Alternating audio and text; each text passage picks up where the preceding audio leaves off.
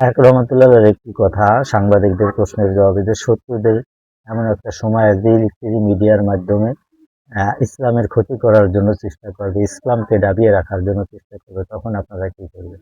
তখন বলেছিল শত্রু যেইভাবে মোকাবেলা করবে ঠিক শত্রুর সাথে সেইভাবেই আমরা মোকাবেলা করব।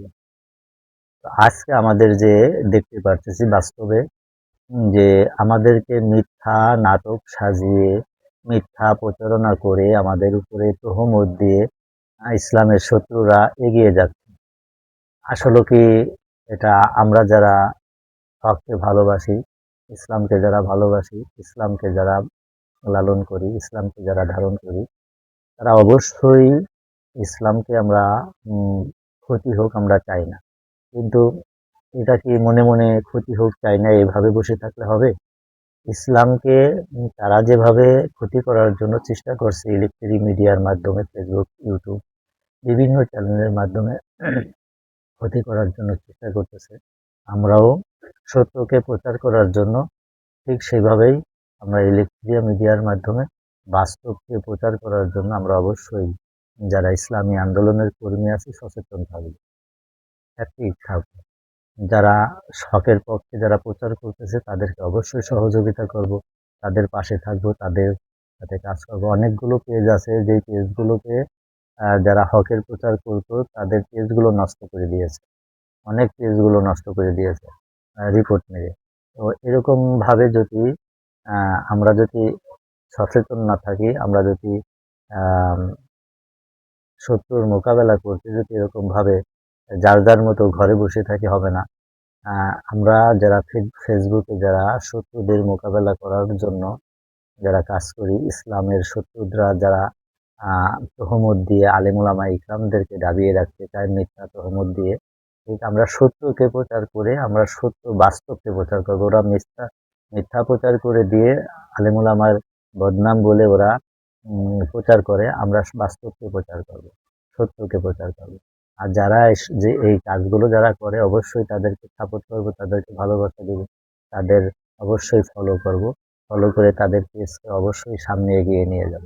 আমার পেজে ৭,৯০০ ফলোয়ার আজ থেকে অনেক দিন আগে দিয়েই এটা পূরণ হয়েছে। এখনো সেই ৭,৯০০ ফলোয়ারই আছে, কিন্তু আমাদের বাংলাদেশের ভিতরে ইসলামী আন্দোলনের কর্মী, মুজাহিদ কমিটির কর্মী, লক্ষ লক্ষ কর্মী কিন্তু আমাদের পেজ সেখানেই পড়ে রয়েছে। যদি আপনারা ফলো না করেন, আপনাদেরকে যদি ভালোবাসা যদি আমাদেরকে না দেন, তাহলে জোর করে এটা করা সম্ভব না। ফেসবুক অ্যালগোরিদম যে যত বেশি ফলোয়ার বাড়বে, যার আইডিতে যে বেশি ফলোয়ার, বেশি ভিউজ, এগুলোকে ফেসবুক অ্যালগোরিদম তাদেরকে তাদের ফেসবুকের যেই আইডিকে ফলো করে এবং এটাকে গুরুত্ব দেয়, এটা মানুষের কাছে বেশি প্রচার পাঠায়। আপনারা যদি এটা যদি খেয়াল না করেন, এটা যদি সহযোগিতা না করেন ভাইদেরকে, তাহলে আমাদের পেজ কিভাবে সামনে এগিয়ে যাবে? অনেক মিডিয়াগুলো ইসলামী আন্দোলনের প্রচার প্রসারণা করে, তো এগুলো পেজগুলোকে অবশ্যই ফলো দেওয়া। একটি ভাই দেখলাম যে তার পেজকে রিপোর্ট মেরে ইসলামের শত্রুরা একদম বাদ করে দিয়েছে।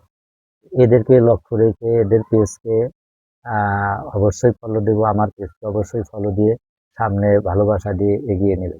কারণ ওরা মিথ্যা কথা বলে আলেম ওলামা ইকরামকে দাবিয়ে রাখবে, আমরা সত্যকে প্রচার করে দিয়ে অবশ্যই আমরা এখান থেকে আমরা আহ দাওয়াতের কাজ করতে পারি, সত্যকে দাওয়াতের কাজ। অনেক সময় আমাদের ভিতরে একটি ভুল বোঝাবুঝি হয় যে আমরা আল্লাহর সাবদ্ধ করে দিয়ে বসে থাকলেই আমাদের মনে হয় যেন সবকিছুর সমাধান হয়ে যাবে। যে বন্ধু আল্লাহ রসুল সাল্লাল্লাহু আলাইহি সাল্লাম সরাসরি সশরীরে ময়দানে কাজ করছে।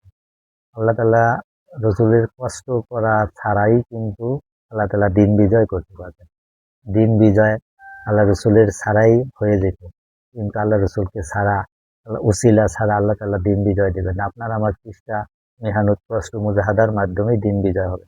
অবশ্যই আপনার আমার কষ্ট এবং মুজাহাদা মাধ্যমে আল্লাহ তাআলা দিন বিজয় করবে আশা রেখে সামনে অবশ্যই যারা ইলেকট্রিক মিডিয়ার মাধ্যমে যে যেভাবে কাজ করতেছে তার সাথে সেভাবেই সহযোগিতা করা ইসলামকে প্রতিষ্ঠিত করার জন্য। তো আমার পেজকে অবশ্যই ফলো করবেন। আরো অন্য ভাইরা যারা এরকম ভাবে যাদের আইডিকে রিপোর্ট মেরেছে আহ, নষ্ট করে দিয়েছে, তাদের আইডিকে অবশ্যই ফলো করবেন এবং ভালোবাসা দিয়ে আমাদেরকে সামনে এগিয়ে নিয়ে যাওয়ার জন্য চেষ্টা করবেন। আসসালামু আলাইকুম ওয়া রাহমাতুল্লাহি ওয়া বারাকাতুহু।